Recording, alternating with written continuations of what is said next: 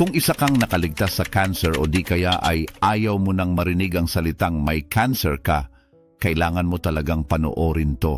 May kasabihan tayo na food is medicine. Totoo, nasa mga pagkain ang ating lakas at kagalingan, ika nga. Sa totoo lang, may ilang gulay na kayang pigilin ang paglaganap ng mga selula ng cancer. Tinutulungan din nila ang immune system mo at nagpoprotekta sa mga selula mo mula sa pinsala sa DNA. Kaya kahit anong uri ng cancer ang pinagdaraanan mo, maaaring cancer sa suso, ovaryo o colon, dapat nandyan ang mga gulay na to sa kusina. Sa video na ito, ipapakita ko sa iyo ang 7 gulay na kayang pumigil at pumatay sa cancer, pati na rin ang siyentipikong dahilan kung bakit epektibo sila at kung paano mo sila madaling maisasama sa iyong dieta bawat araw sa masarap na paraan. Ayon kay Dr. Amy na isang cancer survivor at researcher, ito ang kanyang 7 paboritong mga gulay na panlaban sa cancer. Kung nag-e-enjoy ka sa video na ito, huwag kalimutang pindutin ang subscribe button at i-on ang notifications para hindi ka mahuli sa mga nakaka-awesome na health tips para sa ating mga nakatatanda. Panoorin hanggang dulo dahil idadagdag namin ang mga pagkaing dapat maghinay-hinay ka o dapat mong iwasan. Dito muna tayo sa mga tampok nating mga gulay. Una, broccoli. Sino ba naman ang hindi nakakakilala sa broccoli, di ba?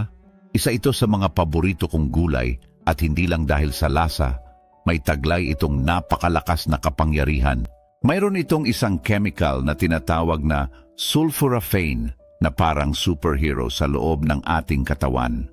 Ang sulforaphane ay natural na phytochemical na napatunayan na nakakabawas ng pamamaga at nagpoprotekta sa ating mga selula mula sa pinsala sa DNA.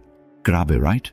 May power talaga ito dahil kaya nitong mag-neutralize ng mga carcinogens at parang sinasabi sa cancer cells, tara, mag-self-destruct na kayo. Pero ang mas nakakagulat, ang sulforaphane ay tumututok sa mga tinatawag na cancer stem cells. Ito yung mga cancer cell na tila may superpower na mag-replicate at kumalat sa katawan. Sa madaling salita, hindi lang nito binabawasan ang panganib ng cancer, kundi sinasalakay din nito ang ugat ng problema. Kaya kung gusto mong makuha ang lahat ng benepisyo ng broccoli, meron akong sikreto, huwag itong overcook. Ang tamang paraan ay i-steam lang ito ng bahagya o, mas maganda, kainin itong hilaw. At kung gusto mo talagang umarangkada sa iyong health game, subukan mo ang broccoli sprouts. Alam mo ba, naglalaman ang mga ito ng 100 beses na mas maraming sulforaphane kumpara sa matured broccoli? Ayon kay Dr. Amy, noong siya ay nagpapagamot, lagi niya itong idinadagdag sa mga salad, wraps at Buddha bowls. Naging parte na ito ng kanyang daily routine simula nang ma-diagnose na may cancer. Parang simpleng hakbang lang pero malaki ang epekto sa kanyang kalusugan at pakiramdam. Minsan, sa mga maliliit na pagbabago at dagdag na ito, nagiging malaking tulong sa ating katawan. Kaya ano pang hinihintay mo? Kaibigan, mahalaga ba ang kaalamang ibinabahagi namin? I-type ang isa kung oo at 2 kung may pag-aalinlangan ka. Tara, dako na tayo sa ikalawang gulay. Pangalawa, bawang. Ngayon, pag-usapan natin ang bawang. Isa itong sinaunang lunas na tila may modernong magic. Alam mo ba na ang bawang ay maraming organosulfur compounds na lumalabas kapag dinurog, dinikdik o hiniwa mo ito? Ang mga compound na ito ay talagang kamangha-mangha. May mga pag-aaral na nagpapakita na nakakatulong ito sa pagbawas ng paglago ng mga selulang cancer. Oo, tama ang narinig mo. Ang bawang ay nakakatulong din na palakasin ang natural na mga depensa ng ating katawan. Parang superhero siya na tinutulungan ang ating immune cells para matukoy at sirain ang mga abnormal na selula. Isang meta-analysis pa nga ang nagpakita na ang mataas na pagkain ng bawang ay konektado sa mas mababang panganib ng cancer sa tiyan at colon. At heto ang isang mabilis na tip para mas ma-activate mo ang mga magic compounds na ito. Kailangan mong hiwain o durugin ang bawang at hayaan itong umupo ng 10 minuto bago mo ito lutuin. Sobrang saya, di ba? Kasi may nangyayaring enzymatic reaction na talagang nakakapagbigay buhay sa bawang. Para sa akin, gusto kong ihalo ang hilaw na bawang sa mga salad dressing o idagdag ito sa sopas o stew sa huli ng pagluluto. Ang sarap! Tila ba ang bawang ay hindi lang panglasa, isa rin siyang kaibigan sa ating kalusugan. Kaya huwag kalimutang isama ang bawang sa susunod mong grocery run. Pangatlo, spinach. Dako tayo sa number 3 sa listahan, ang spinach. Isa ito sa mga pinaka-accessible na leafy greens na makikita mo sa mga pamilihan. Sa katunayan, ang spinach ay super packed ng carotenoids, lalo na ang lutein. Alam mo ba? Ito'y nakakatulong na i-neutralize ang mga free radicals at pinoprotektahan ang ating mga selula mula sa oxidative stress, na isa sa mga pangunahing dahilan kung bakit nagkakaroon ng cancer. Bukod pa rito, ang spinach ay mataas din sa folate na talagang mahalaga para sa malusog na DNA replication. Plus, naglalaman ito ng chlorophyll na tumutulong sa pag-bind at pag-alis ng mga carcinogens sa ating katawan. At ang pinakamagandang bahagi, ang spinach ay sobrang versatile. Maaari mo itong idagdag sa smoothies, ihalo sa scrambled eggs, o igisa sa olive oil at bawang. Napakadaling paraan para labanan ng cancer. Si Dr. Amy ay madalas na sinasabi sa mga kababaihan na nakikilahok sa Cancer Freedom Program niya na kung hindi sila gutom, isang dakok ng spinach ang pwede i-blend sa smoothie kasama ang iba pang ingredients. Sipsipin ito sa buong araw at makikita mo ang maraming benepisyo para sa iyong kalusugan laban sa cancer. Ngayon, kung isa ka sa mga nahihirapan makabawi mula sa cancer o nais lang manatiling malayo dito pero nakakaranas ng iba't ibang side effects katulad ng pagkapagod, pagkabalisa, hot flashes, pananakit ng kasukasuan o kahit na pagbabago sa timbang, huwag kang mag-alala, hindi ka nag-iisa. Si Dr. Amy ay tumutulong sa libu-libang kababaihan upang makabuo ng mga plano para sa recovery at remission na hindi lang tungkol sa pagkain. Ito ay isang buong strategic system na makakatulong upang maalis ang mga side effects, manatiling walang cancer, at higit sa lahat para maramdaman muli ang sarili. Pangapat, pulang repolyo. Alam mo ba na may isang underrated na gulay na talagang makakatulong sa laban natin sa cancer? Ito ay ang pulang repolyo. Ang gulay na ito ay puno ng mga bagay na tinatawag na glucosinates. Kapag pumasok ito sa ating katawan, nagiging isang makapangyarihang compound ito na kayang labanan ang mga carcinogen. Ang galing, di ba? Isa pa, nakakatulong din ang pulang repolyo sa detoxification ng atay at nagne-neutralize ng mga free radicals bago pa man sila makapagdulot ng pinsala. Ipinagmamalaki ng gulay na ito ang kanyang makulay na purplong kulay dahil sa dami ng antioxidants na taglay nito. Ito ang mga makapangyarihang sangkap na tumutulong sa pagbawas ng pamamaga sa ating katawan at sa pagprotekta ng DNA ng ating mga selula. Ang pinakakahangahangang bahagi, napag-alaman na ang pula ng repolyo ay talagang nakababawas ng panganib ng mga hormone-driven na cancer tulad ng mga cancer na may kaugnayan sa estrogen tulad ng ilang uri ng cancer sa suso. Ang dahilan dito ay ang kakayahan ng gulay na ito na suportahan ang malusog na metabolismo ng estrogen. Kaya naman anong magandang gawin dito? Madali lang. Maari mo itong gutay-gutayin para gawing salad, i-pickle para sa masayang kalusugan ng bituka, o kahit i-roast o i-grill na may kaunting olive oil. At narito ang isang tip. Kung gusto mo talagang makuha ang pinakamataas na benepisyo laban sa cancer, subukan mong kumain ng hilaw na purple na repolyo. Huwag palampasin ang coleslaw, napakasarap na at puno pa ng benepisyo. Panglima, mushrooms.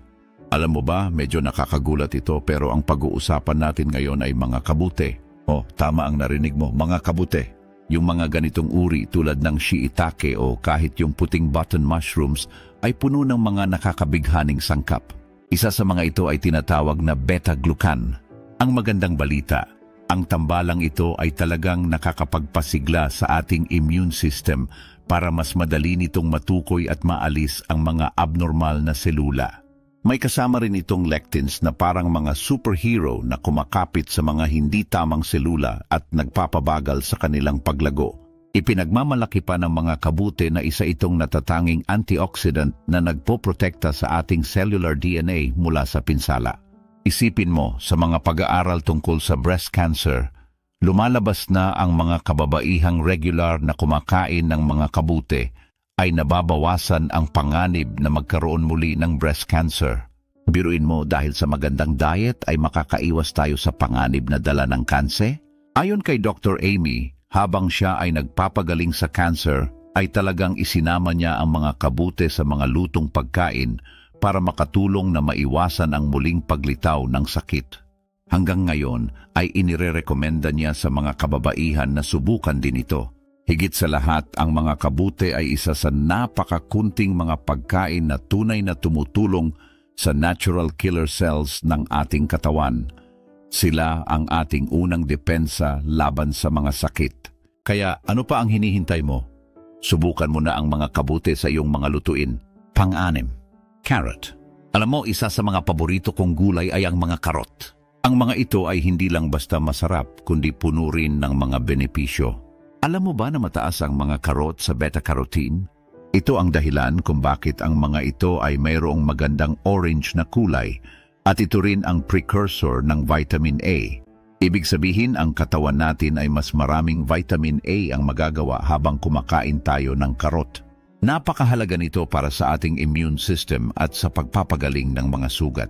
May mga pag-aaral din na nagpapakita na kapag mas madalas tayong kumain ng karot, bumababa ang panganib natin sa ilang uri ng cancer, katulad ng lung cancer, breast cancer, at prostate cancer. Pero ang pinaka-interesante sa mga karot ay ang kanilang kakayahang makaapekto sa ating mga gene. Nakakatulong ito sa pag-activate ng mga protektibong gene sa katawan natin at sabay na pinipigilan ang mga gene na nagpo-promote ng tumor growth. Kahit naluto man o hilaw, panalo ang karot. Pero may isang tip ako sa iyo. Kung gusto mong talagang makuha ang benepisyo ng beta-carotene, subukan mong bahagyang i-steam o i-roast ang mga ito na may olive oil. Masarap din itong isama sa mga sopas o ang puree ng karot na isama sa mga meal plan ng mga may cancer. Perfect ito kasi madali itong tunawin at puno ng potensyal na panggamot. Kaya't huwag kalimutang isama ang mga karot sa iyong pagkain. Pang-pito, Brussels sprouts. Last but not the least, pag-usapan natin ang mga Brussels sprouts. Alam mo ba na sila ang mga pinakamakapangyarihang gulay? Oh, totoo yan. Isa silang uri ng cruciferous na gulay na puno ng mga benepisyo. Sobrang puno sila ng indole 3-carbinol at DIM na mga sangkap na talagang tumutulong sa ating metabolism ng estrogen. Bakit mahalaga to? Kasi nakakatulong to sa pagpapababa ng panganib ng mga cancer na pinapagana ng hormone tulad ng ovarian at breast cancer. Pero hindi lang yan. Ang mga Brussels sprouts ay nakakatulong din sa ating atay na mag-detoxify ng mas epektibo. Sa madaling salita, tumutulong silang alisin ang mga carcinogen sa katawan natin.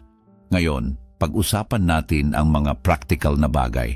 Ang magandang balita, madali lang silang i-batch cook. Isang paborito kong paraan ay ang pag-roast sa kanila kasama ng bawang, sea salt at olive oil. Napakasarap nito at panlaban pa sa cancer. Kung medyo sensitibo ka sa mapait na lasa na madalas kasama ng mga cruciferous na gulay, subukan mo silang i-roast ng mas matagal o kaya naman i-pair sila sa mga citrus na prutas. Nakakatulong to para ma-neutralize ang mapait na lasa at mas madali mong masisiyahan ang mga Brussels sprouts sa iyong regular na pagkain. Kaya ano pang hinihintay mo? Subukan mo na silang lutuin. Mga pagkaing dapat iwasan o maghinay-hinay sa pagkain. Ngayong alam mo na ang mga pagkaing makakatulong upang mabawasan ang panganib sa cancer, dako tayo sa mga pagkaing dapat iwasan. Marami sa atin ang lumaki na kumakain ng mga pagkaing maaaring okay lamang, ngunit hindi naman ito ang best na mga pagkain. Habang binubuo mo ang iyong mga plano sa pagkain, siguraduhing hindi ka labis na kumakain ng mga pagkaing mas mabuting kainin sa kaunting halaga, sapagkat ang labis na pagkonsumo ay maaaring magdulot ng hindi kanais-nais na epekto sa iyong kalusugan. Ang labis na pagkonsumo ng alak, mga processed meats, pulang karne, at mga inuming may asukal ay maaaring magpataas ng iyong panganib sa cancer. At ito ay isang bagay na dapat nating seryosohin.